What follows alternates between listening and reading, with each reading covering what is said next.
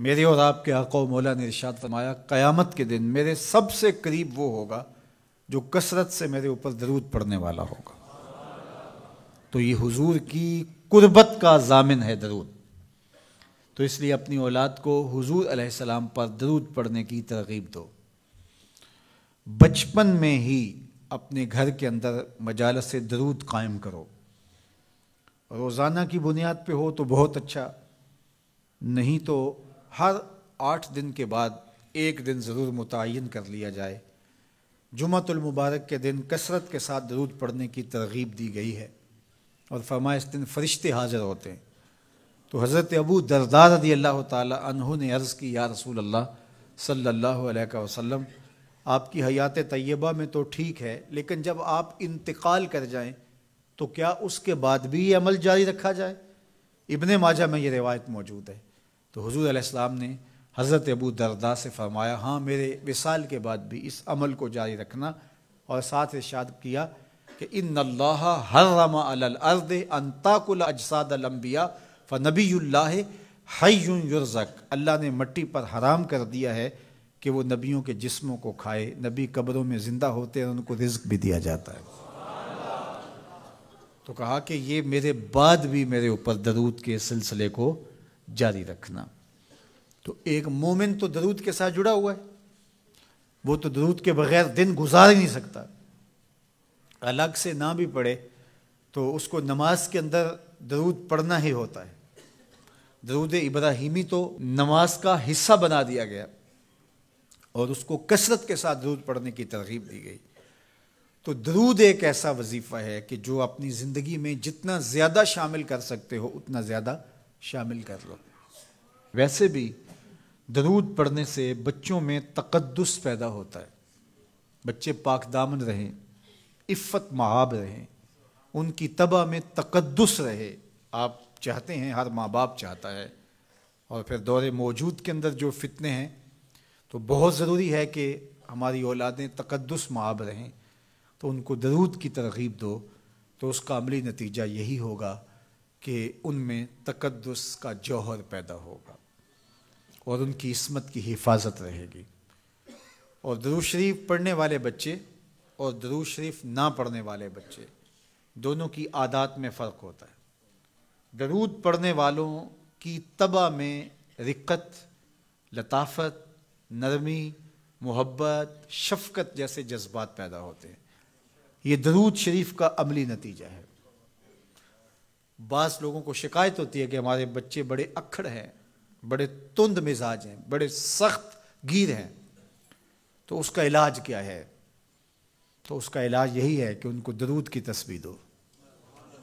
درود اکڑ توڑ دیتا ہے، طبیعت کی تندی نکال دیتا ہے، طبائع کی تلخیاں ختم کر دیتا ہے، محمد عربی کے نام کی مٹھاس پیدا کر دیتا ہے۔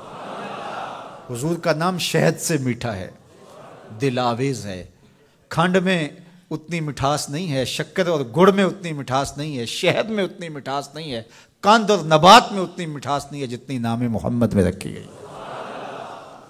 ان کا نام لبوں پر آئے، میٹھا میٹھا منہ ہو جائے، ان کے بول بہاروں جیسے اور اصحاب ستاروں جیسے، ان سا پیارا اور نہ کوئی، ان سے بچھڑ کے لکڑی روئی، جب وہ سیر کو جایا کرتے سر پہ بادل سایا کرتے۔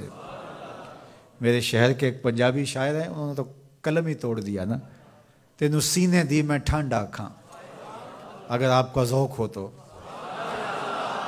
تینوں سینے دی میں ٹھنڈ آکھاں، شہد گلاب تے کھنڈ آکھاں، تینوں نبیاں دا میں لاڑا آکھاں، تیرے ہجر دے وچ میں ہاڑا آکھاں۔ تو ان کا نام ہی میٹھا ہے، دل آویز ہے۔ تو درود غصہ ختم کرتا ہے، طبیعت کی تلخی اور تندی مٹا دیتا ہے، اکھڑ پن ختم کرتا ہے۔ تو آپ اگر چاہیں کہ اولاد اکھڑ ہے تو ان کو کسی طرح درود پہ لے آئیں، درود کی تسبیح ان کے ہاتھ میں دے دیں، تو ان کی طبع میں نفاست بھی آئے گی، ان کی طبع میں لطافت بھی آئے گی، ان کی طبع میں رقت بھی آئے گی، ان کی طبع میں محبت بھی آئے گی، ان کی طبع کے اندر جو ہے وہ لیاقت بھی پیدا ہوگی۔ درود پڑھنے والا بچہ ذہنی استعداد میں درود نہ پڑھنے والے بچے سے بہتر ہوتا ہے۔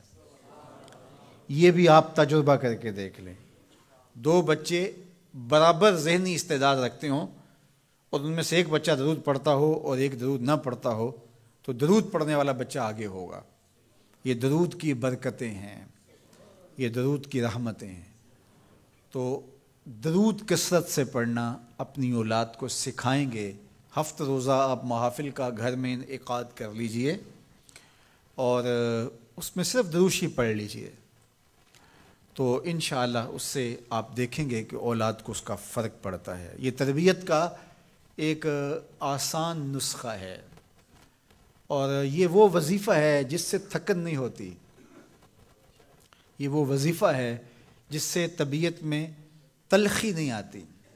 کہتے ہیں وظیفہ میں نے پڑھا ہے تو وظیفہ پڑھتے پڑھتے میری طبیعت میں یہ ہو گیا ہے، وہ بعض کہتے ہیں وظیفہ الٹ پڑ گیا ہے۔ بڑے وظیفے الٹ پڑھ سکتے ہیں لیکن درود الٹ نہیں پڑھتا، درود ہے ہی سیدھا، یہ الٹوں کو بھی سیدھا کر دیتا ہے۔ تو درود پڑھیں اور یہ منہ بھی میٹھا رکھے گا، یہ دل بھی ٹھنڈا رکھے گا، یہ دنیا بھی ٹھنڈی رکھے گا اور آخرت بھی ٹھنڈی کر دے گا۔ درود چراغ بھی ہے، درود کستوری بھی ہے، خوشبو بھی ہے، مہک بھی ہے، شہد بھی ہے، گلاب بھی ہے، کھنڈ بھی ہے اور سینے کی ٹھنڈ بھی ہے۔ تو درود اپنی طبع کے اندر اچھی طرح سے راسخ کر لیں اور اپنی اولادوں کی طبع میں اس کو راسخ کریں۔ اس سے آپ عملاً دیکھیں گے، میں سالوں کی بات نہیں کرتا، اشروں مہینوں کے اندر آپ فرق پڑتا دیکھیں گے۔